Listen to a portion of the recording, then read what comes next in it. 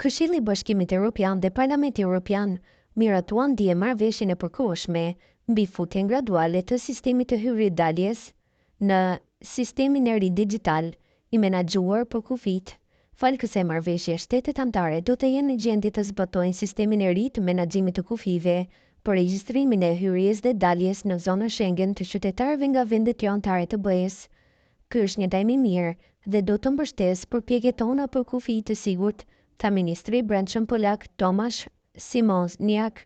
sipas një deklarate të publikuar në faqen e internetit të Këshillit të BE-s, transmetuar në Journal.mk. Marrëveshja e arritur sot është e përkohshme dhe si Këshilli i BE-s, ashtu edhe Parlamenti Evropian do ta konfirmojnë atë përpara se ta miratojnë zyrtarisht.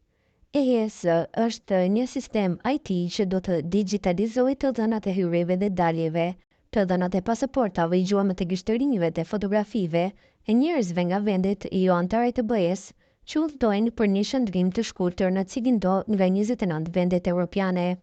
Ky sistem, i cili do të zëvendësojë sistemin aktual të printimit manual të pasaportave,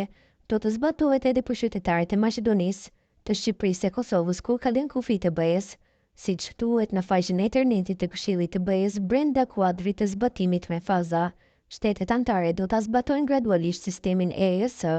dhe do të duhet të regjistrojnë të paktën 10% të kalimeve kufitare pas muajit të parë të zbatimit. Për 60 ditët e para, shtetet anëtare do të jenë në gjendje të përdorin këtë sistem pa funksionalitet biometrik dhe pas 3 muajsh do të duhet ta përdorin atë me funksionime biometrike në të paktën gjysmën e pikave të tyre të kalimit. Deri në fund të kësaj periudhe tranzicioni, shtetet anëtare do të vazhdojnë të shtypin manualisht dokumentet e udhëtimit. Rregulloria që prezanton sistemin EES nuk përcakton një datë fikse për fillimin e zbatimit, pasi kjo kërkon një vendim të veçantë nga Komisioni Evropian. Ligjvënësit ranë dakord që gjatë lancimit gradual të sistemit, shtetet anëtare mund ta pezullojnë plotësisht ose pjesërisht funksionimin e sistemit në pika të caktuara të kalimit kufitar në rrethana të jashtëzakonshme, për shembull për shkak të trafikut të rënduar që mund të çojë në radhë të gjata.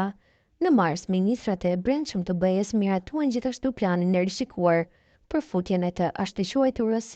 arkitekturë të ndërveprimit një sistemi ndërlidhur IT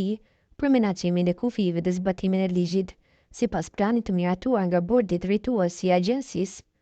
përgjegjëse për ndërtimin e infrastrukturës IT-s, vendosja graduale e EES do të fillojë në tetor 2025, ndërsa Sistemi Evropian i Informacionit dhe Autorizimit të Udhëtimeve, ETIAS, do të bëhet funksional në 3 muajorën e fundit të vitit 2026.